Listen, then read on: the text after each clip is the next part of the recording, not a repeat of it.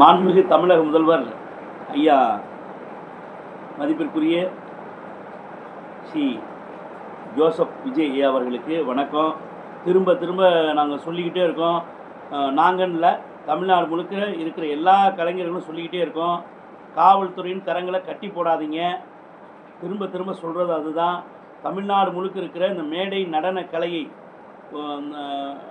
இன்னும் விளக்கமாக சொல்லணும்னா மாண்புமிகு தமிழக முதல்வர் போல வேடமேற்று நடக்கக்கூடிய தமிழ்நாட்டில் நிறைய கலைஞர்கள் இருக்கும். இன்னும் சொல்லப்போனால் கிட்டத்தட்ட 1.5 லட்சம் கலைஞர்களுக்கு மேலே தமிழ்நாட்டில் அந்த மேடை நடன தொழிலை நம்பி இருக்கிறோம். இப்படி இருக்கிற பட்சத்தில் மீண்டும் மீண்டும் தவறான பார்வையில் இப்பொழுது வரைக்கும் நடந்துக்கிட்டே இருக்குது. நீங்கள் அதுக்கான எந்த ஆக்ஷனும் எடுக்கலை. எங்களுக்கு சமூகத்திற்கு அரசாங்கத்திற்கு எவ்வளோ விஷயங்கள் இருக்குப்பா, இது ஒரு விஷயம் நினச்சிடாதீங்க. இதை பார்க்கக்கூடிய உளவுத்துறை காவல்துறை அதிகாரிகளுக்கு நான் தனிவாக சொல்கிறேன், இத்தனை வருடங்கள் போயிடுச்சு, விட்டுருங்க. இனியாவது இந்த கலாச்சாரமும் பண்பாடும் காக்கப்படணும். அதே நேரத்தில் தமிழக முதல்வர் சொன்ன மாதிரி பெண்களுடைய பாலியல் வன்புணர்வை கற்பழிவு முழுசாக தடுக்கப்படணும். அதே மாதிரி காவல்துறை அதிகாரிகள் நினைக்கிற போல முழுதாக இந்த கஞ்சா போதை மது போதை இந்த போதைங்கிற விஷயம் முழுசாக ஒழிக்கப்படணும். இந்த 2 விஷயம் ஒழிக்கப்பட்டால் தான் தமிழ்நாடு தலை நிமிருங்கிறது. ஏற்கனவே நான் தமிழக முதல்வருக்கு தமிழ்நாட்டில் உள்ள ஒட்டுமொத்த மேடை நடன கலைஞர்கள், அதாவது நடிகர்கள் போன்ற சாயல் கொண்ட கலைஞர்கள், தெய்வீக சுவாமியுடைய அந்த வேடங்களை ஏற்கக்கூடிய கலைஞர்கள், தன்னிலைப்படுத்தி தன்னுடைய திறமை முழுமையாக வெளிக்காட்டக்கூடிய கலைஞர்கள், மறைந்த முக்கிய தலைவர்களுடைய வேடம் ஏற்கக்கூடிய கலைஞர்கள், இவங்க சார்பில் நாங்கள்லாம் பணிவாக கேட்டுக்கிற ஒரு விஷயம், தயவு செய்து நீங்கள் திரும்ப திரும்ப பெண்களை ஆபாசமாக வன்புணர்வாக உணர்வை தூண்டக்கூடிய வகையில் ஆடக்கூடிய நிகழ்வுகளை நடத்துவதற்கு அனுமதிக்கு தயவு கூர்ந்து தமிழ்நாடு அரசு கண்ணியமிக்க காவல்துறை அனுமதி கொடுக்காதீங்க.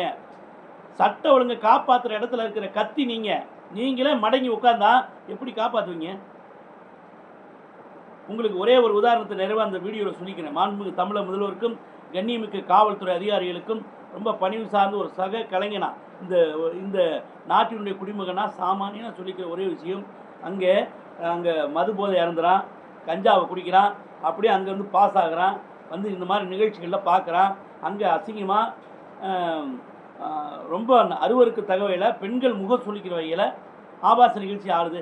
பார்க்குறதும் பெண்கள், ஆனால் அங்கே ஆடுறதும் பெண்கள். எந்த கொடுமை பாருங்கள் தமிழ்நாட்டில் இப்படி நடக்குது. அதில் சில பெண்களில் பல பெண்கள் எந்திரிச்சு போயிடுறாங்க.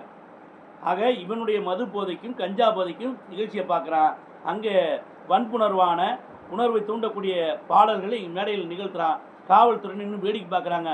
அனைத்து காவல்துறையும் சொல்லலை, கண்ணியமிக்க காவல்துறை இருக்காங்க, அவர்களால் எதுவும் பேச முடியாத ஒரு சூழ்நிலை இருக்காங்க. அந்த சுதந்திரத்தை கொடுக்கணும்.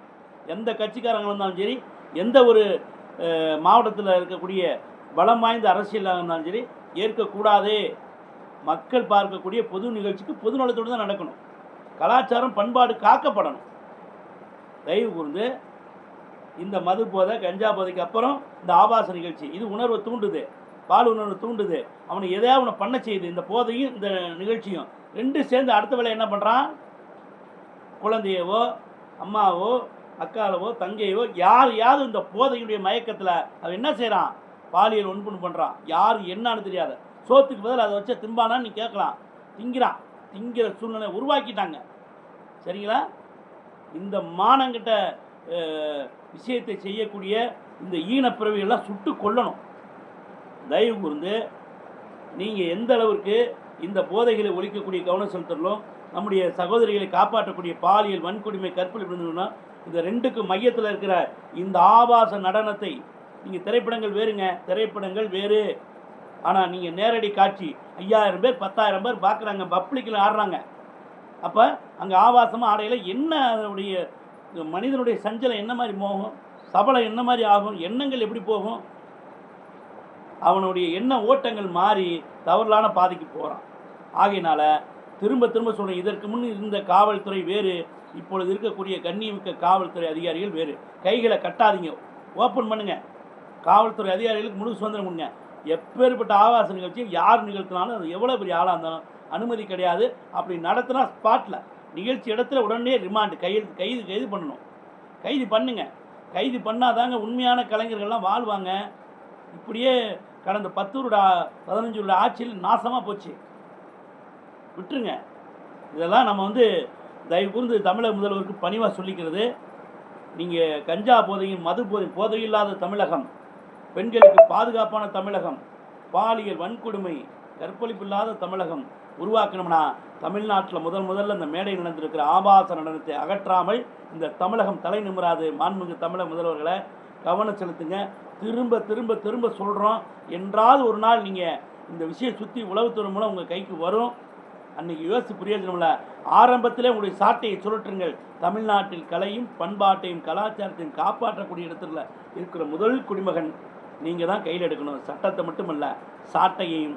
இந்த மக்களுடைய மனங்களை சம்பாதித்த நீங்கள் மக்களுடைய மானங்களையும், குறிப்பாக பெண் சமுதாயத்தின் மானங்களையும் காப்பாற்றக்கூடிய உங்களுக்கு இருக்கிறது என்பதை பணிவன்போடு தெரிவித்துக் கொண்டு, திண்டுக்கல்லிருந்து சக மேடை நடன கலைஞர்களுக்காக ஒரு எளிய கலைஞன், மேடை கலைஞன் மல்டியா.